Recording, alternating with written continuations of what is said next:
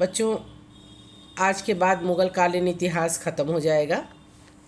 2 प्रश्न और लिखवा देते हैं जिसे आप लिख लीजिए, और इस पे छोटे क्वेश्चंस और अति लघु उत्तरी ये तैयार कर लीजिएगा इसी में से। तो प्रश्न लिखिए, मुग़ल कालीन चित्रकला का विवेचन करो। मुग़ल कालीन चित्रकला का विवेचन करो। इसके बारे में बेटा, मुग़ल कालीन चित्रकला बहुत ही उन्नत चित्रकला थी, जिसके बारे में हम आपको लिखवा रहे हैं। उसका अर्थ लिखिए। बादशाह अकबर से लेकर के बाबर से लेकर के अकबर, और उसके बाद शाहजहाँ ने वास्तुकला में भी बहुत, जहांगीर ने वास्तुकला में भी बहुत ही ज्ञान उनके पास था, और उनके दरबार में इन लोगों को बहुत आश्रय मिला है, इन कलाकारों को। तो उसके बारे में बेटा हम लिखवा रहे हैं, ध्यान से लिखो। मुग़ल पांडुलिपियों की रचना में चित्रकारी का भी उल्लेख मिलता है। उस समय घटित घटनाओं को चित्रों के माध्यम से दर्शाया गया था। चित्र सौंदर्य में वर्धन करने वाले ही नहीं, बल्कि राजा के शक्ति का वर्णन भी दिखाते थे।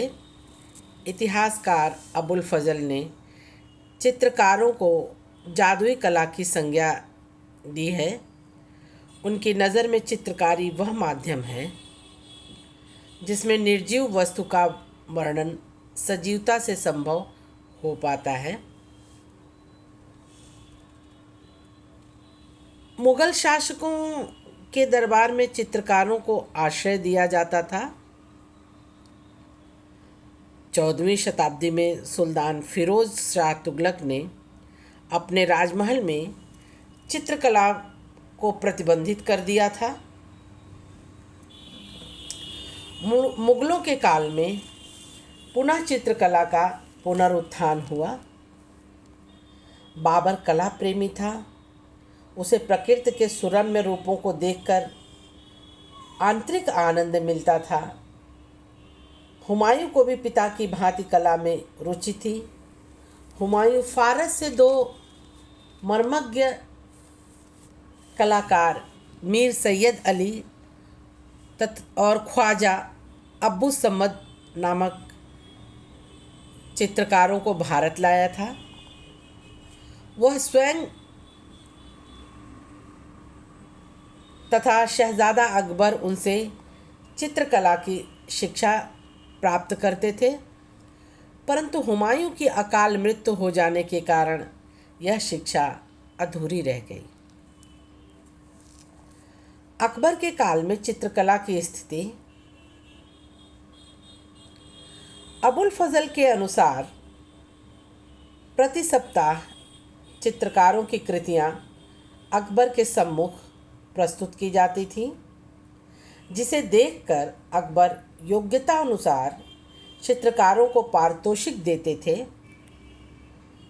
उसकी धार्मिक सहिष्णुता के परिणाम स्वरूप हिंदू तथा फारसी दोनों कलाओं की उन्नति हुई थी। इन दोनों कलाओं में के सम्मिश्रण से एक नवीन भारतीय कला का उद्भव हुआ। अकबर के समय में असंख्य चित्रकारों के मध्य लगभग 100 चित्रकार उच्च कोटि के थे।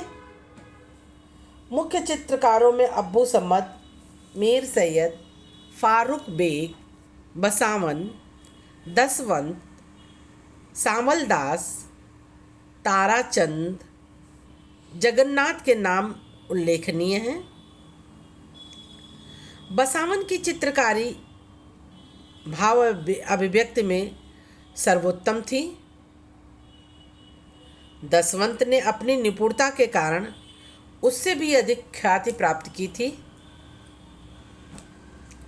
दसवंत की प्रतिभा को देखकर अकबर ने उसे अबू समद को सौंप दिया था। उसकी बनाई कृतियों की बहुत प्रशंसा हुई। जब उसकी प्रसिद्धि चरम पर थी, तो उसी समय वह पागल हो गया और उसने आत्महत्या कर ली।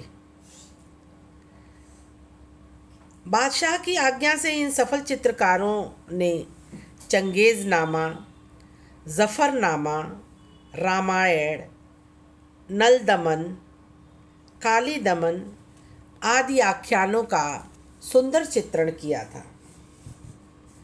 जहांगीर के दरबार में चित्रकला की स्थिति। जहांगीर भी सौंदर्योपासक था। बादशाह स्वयं उच्च कोटि का चित्रकार था। वह चित्र देखकर चित्रकार का नाम बता सकता था। फारूक बेग, मोहम्मद मुराद, मोहम्मद नादिर इस काल के प्रमुख चित्रकार थे। अका रज़ा इस समय का श्रेष्ठ चित्रकार था। उसे बादशाह ने नादिर उज्जम्मा की उपाधि प्रदान की थी। इसी प्रकार श्रेष्ठ चित्रकार मंसूर को नादिर उल असर की उपाधि मिली थी। जहांगीर के समय में हिंदू चित्रकारों को उचित प्रोत्साहन नहीं मिल प्राप्त हो रहा था, परंतु फिर भी केशव, विशनदास, मनोहर, माधव और तुलसी ने चित्रकला में पर्याप्त ख्याति अर्जित की थी। जहांगीर ने अपनी पुस्तक तुझके जहांगीर में लिखा है कि यदि कलाकारों द्वारा एक से अधिक चित्र बनाए जाते तो वह सबके चित्र को पहचान लेगा। पर्सी ब्राउन ने लिखा है कि जहांगीर के कला प्रेम के कारण ही चित्रकला अपनी चरम सीमा पर पहुंच गई थी। जहांगीर के पश्चात शाहजहां को जितनी रुचि वास्तुकला में थी, उतनी रुचि चित्रकला में नहीं थी।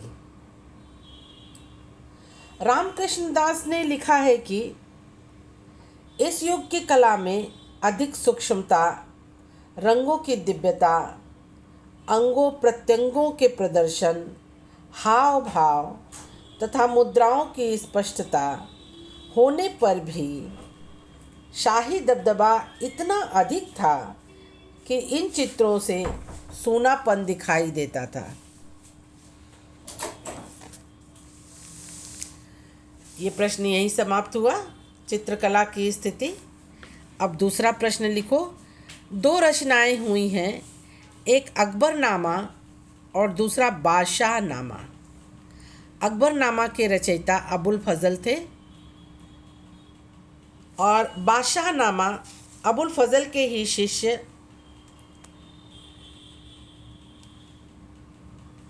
अब्दुल हमीद लाहौरी ने लिखा है। दोनों के बारे में आपको बता रहे हैं और ये एक इम्पॉर्टेंट क्वेश्चन है, दोनों आप नोट करिए। अकबरनामा और बादशाहनामा का विवेचन करो।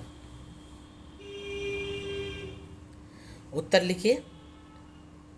मुगल इतिहास के सर्वाधिक ज्ञात ग्रंथों में अकबरनामा और बादशाहनामा है, जिसे राजा के इतिहास के बारे में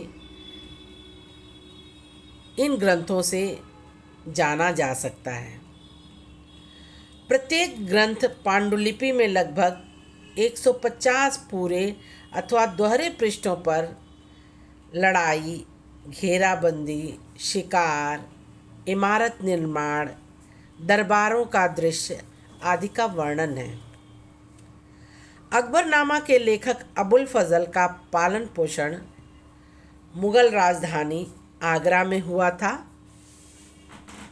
वह अरबी, फारसी, यूनानी दर्शन और सूफीवाद का ज्ञाता था। वह स्वतंत्र चिंतक भी था। उसने दकियानूसी उलेमा के विचारों का विरोध किया था।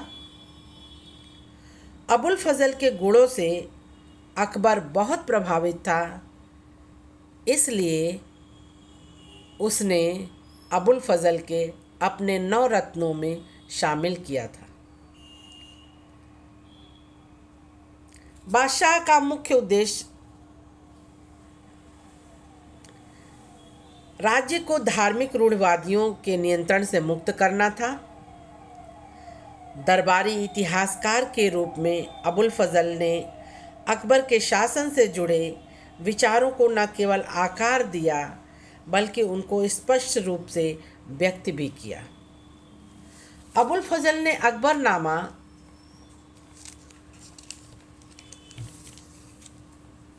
पर 13 वर्षों तक कार्य किया और उसने इसके प्रारूप में कई बार सुधार किया। इतिहास घटनाओं के वास्तविक विवरणों, शासकीय दस्तावेजों तथा जानकार व्यक्तियों के मौखिक प्रमाणों जैसे विभिन्न प्रकार के साक्ष्यों पर आधारित यह अकबरनामा की रचना हुई। अकबरनामा 3 जिल्दों में विभाजित है। प्रथम 2 इतिहास हैं। तीसरी जिल्द आईने अकबरी है। पहली जिल्द में आदम से लेकर अकबर के जीवन के एक खगोलीय कालचक्र का वर्णन है। दूसरी जिल्द अकबर के 46वें शासन 1601 पर ख़त्म होती है। अगले वर्ष अबुल फजल राजकुमार सलीम द्वारा तैयार किए गए षड्यंत्र का शिकार हुआ और अबुल फजल की हत्या हो जाती है।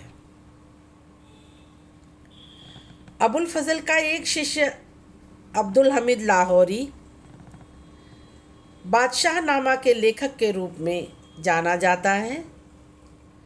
बादशाह शाहजहां ने उसे अकबरनामा के नमूने पर अपने शासन का इतिहास लिखने के लिए नियुक्त किया था।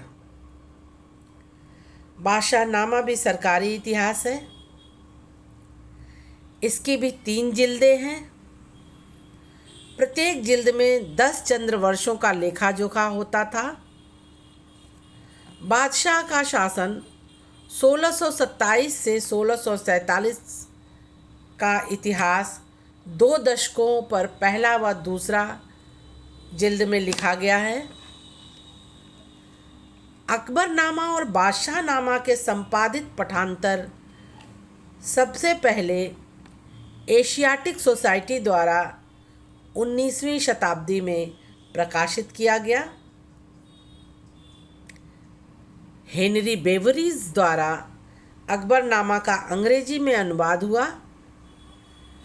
बादशाहनामा के केवल कुछ ही अंशों का अभी तक अंग्रेजी में अनुवाद हुआ है। मूल पाठ संपूर्ण रूप से आज भी अनुवाद की प्रतीक्षा में है।